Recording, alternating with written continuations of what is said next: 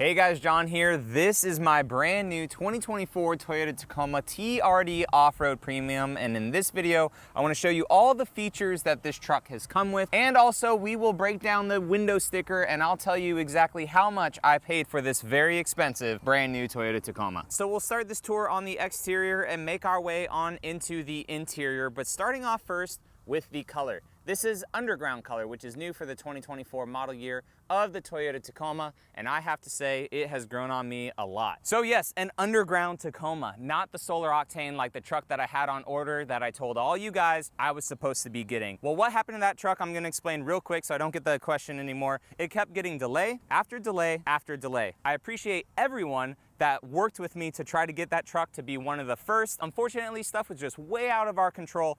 And in my gut, I thought that that truck was still another 2 to 3 months away. So I went on a search to find one that was on the ground. Turns out there was a 30-day QC hold on any new inbound truck. So at the moment, really whatever's out there right now, guys, is out there until Toyota lifts this QC hold. Now, my particular truck was supposed to be built on January 4th. That is like one of the earliest trucks that was supposed to be built. It got delayed until February 9th.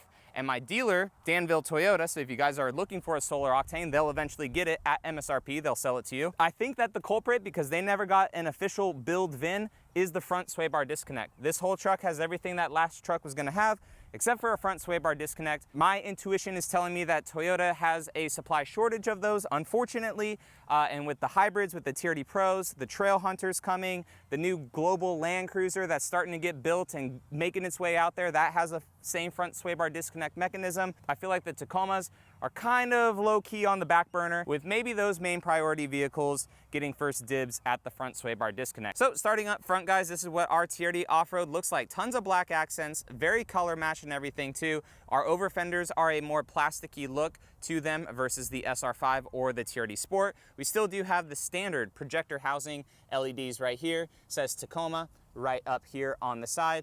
Our only halogen bulb or incandescent bulb in this is like our marker lights right there, and also our blinkers, so I'm gonna probably swap those out for some LEDs. This is what our grille looks like. We do have a full 360 camera view on this truck, so you can see it right there under the Toyota logo. We have our radar cruise control down there, which works really well, then our fog lights, and then the dinky little skid plate that will be replaced soon, and also our recovery hooks. Man, underground is just growing on me so much, and I am gonna be swapping out the wheels and tires. So let me know what type of color you think would look good on this truck. I'm weirdly leaning towards like a very rich dark blue, because the underground paint has some blue to it in certain light, and I feel like that would look good. But if you guys are in the market for a TRD off-road, these ones do come with some 17-inch matte black TRD wheels with kind of like a faux beadlock look, but it's a machine look on the outside, and then pretty decent BFG trail terrain tires. These are a collaboration with Toyota and BFG. They ride pretty well on the highway, but they do get a little bit caked up, especially when you're at full PSI. We did not air down when we did get this truck stuck. However, the grip isn't the best for off-road for what I plan to do with this truck, so we will be swapping out the tires soon. Back behind the tires, we do have TRD tuned Bilstein suspension right here with a piggyback remote reservoir, and that is the same in all four corners, essentially making this kind of like a TRD Pro of the last generation. Maybe not as good as the Fox shocks, but they are still very nice and comfortable both on and off-road. And for the window sticker that you all love so much that I will be taking off, but I wanted to show you guys. 35% of the parts from Canada and the United States, 20% of the parts from Japan, and 30% of the parts from Mexico. As we come to the back, now you guys can kind of see on the camera a little bit that blue that I'm talking about, that kind of pops within the gray of the underground color. We have our sticker back here, which I'm OCD about, and it just looks crooked, but it follows the body line. However, just staring at it straight on, it looks crooked. But if we look at the hips of the truck, how wide this new Tacoma is, it follows that hip line perfectly. But my OCD again, when I'm just looking straight at it, it looks a little bit crooked. It's a little off. I've seen some people complaining about their beds up here. Mine seem to be okay. Maybe it will warp up a little bit when it starts to get hotter here in Florida, but as of right now, it is not warping up. We have our little spoiler back here with our cameras. My truck did come with the rear window that opens. It is an option. And then it also came with the power tailgate. So both sides, we have a little button right there in the tail light that opens it up and down. I do not have a spray and bed liner, so it's just a normal composite bed. We do have a good amount of storage right here, more than the 3rd gen. We have our little inverter right there. We have our lights, which are centrally located into the bed now, which is pretty nice. We have these D-ring hooks and stuff here, and also cleats, but I will be replacing those with different ones, billet ones that I'll show you guys in the future. And then we have right here too some USB-Cs and a 12-volt outlet right there on that side. So that's pretty cool for when this truck eventually turns into a little bit more of a camping truck. We'll see how we utilize the bed and stuff while we are camping. Now to close it, you can either press the button on this side or that side, so both sides open or close it. Or two, if like your hands are completely full with some stuff, all you would do is just take your knee, do it up a little bit like that, and then the tailgate will close, which is pretty cool. We also have our reverse camera right there up in the tailgate. This does not open like a physical tailgate anymore because it is a electronic, so it has like a little pad right there underneath. Tacoma embossed right there on the back. We do have some high lift jack points here too if you want to off-road the truck a little bit and have a little bit more of a departure angle as well on the back of the truck. They lifted this up, so it's all integrated into the tow hitch, which is pretty cool. The only thing is that exhaust pipe would probably get in our way if we are doing some serious off-roading. So we'll see how close we get to ripping this exhaust off in the future, and we may just have to kind of axle dump it like the Trail Hunter is. Aside from that, guys, the outside I have shown the Tacoma a lot. We have already tinted mine, so I have 30% on the front windows. We do have a more kind of clear marker light here, and also the camera right up under the mirror.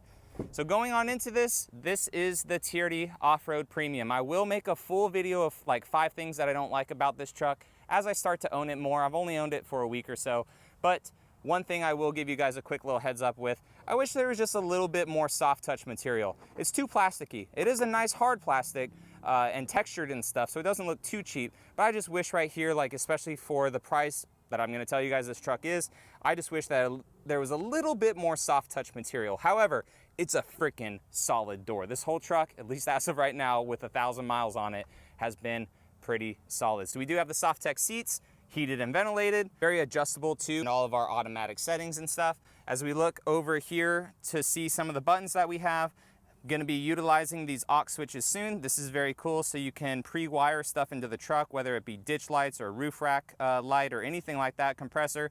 We can open and close the tailgate from the inside, manually adjust all of our lights right here, adjust the lights on our dash and everything, traction control, and then we also have the lights in our bed. No billet pedals, even though it's a TRD, which I really like. I'm not the biggest fan of billet pedals. And then we do just have normal floor mats in here. I did not opt for the extra additional charge for the all-weather floor mats, but I do hope some aftermarket companies come out with them soon. We have a little bit of storage right here, which is kind of cool. Little hidden storage. I'm not sure what you'd put there, maybe like a pocket knife or something like that.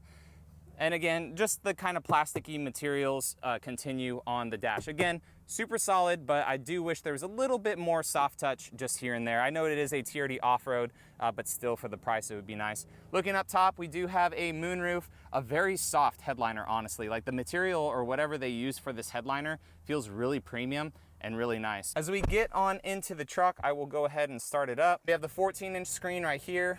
12.3-inch screen right there. So nice CarPlay, wireless, Android Auto as well, wireless CarPlay. I like with the Tacoma too, how you have all your shortcuts right here on the side, which is pretty sweet. You did not have that in the Tundra. I'm not sure if there'll be an over-the-air update, but it is pretty cool that we have that here.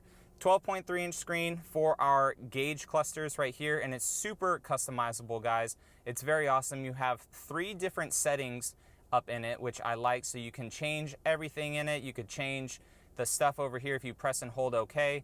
If you don't want it to be your fuel economy anymore, you could change that gauge cluster. You could change the middle to different things. You could change this side to different things. Taking a look at our steering wheel, it literally reminds me of the Toyota Tundra, and just my seating position too. I'm very comfortable in this truck. I really enjoy driving this truck. Said heated and ventilated seats.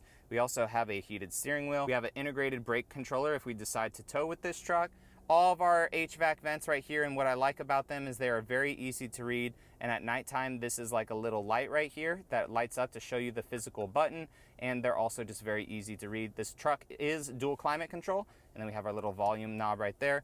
Wireless charger, which basically maintains the wireless charge of the phone. The cool thing is right over here is that we have a high output 45 watt USB-C charger. Another USB-C that we have is over here on the side. So right here is our data USB-C, or also you could use it for plugging in, like say like an iPad or something like that if you want to attach it off your dash.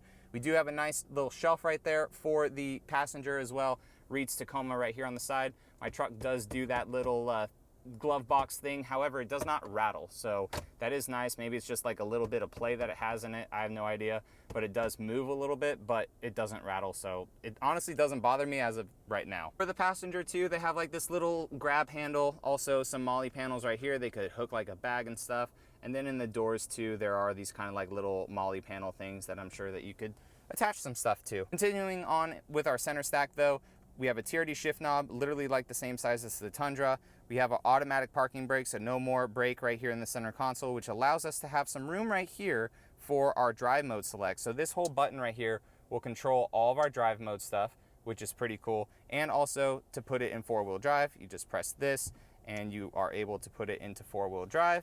And then if you needed to put it in 4-wheel low, you just put this into neutral and then put the truck into 4 low. And then the same thing too, if you want to use all your multi-terrain select stuff, you would press this and you'd be able to turn it with this dial to select everything. We have a straight path assist for our trailer if we ever tow one. Full 360 camera view right here on the truck. And then also right below that is our rear locker. Decent cup holder, still can't hold a 40-ounce hydro flask, which is kind of annoying. And then we have a little center console right here. Now going on into the back seats, we still have the TRD right here on the doors. Some more plastic, no soft touch right here, unfortunately, for the rear passengers.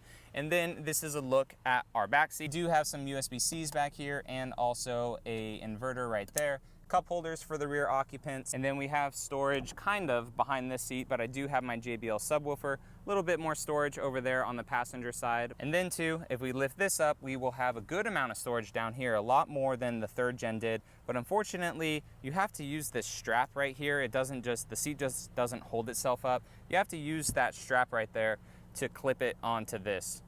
Okay, and now we'll just sit behind myself as a driver. So nice little grab handle right there at the B pillar. Keep in mind, guys, it's a mid-sized truck. You're not gonna fit like freaking adults back here and stuff. I see it all the time, like, oh, I can't put people back there.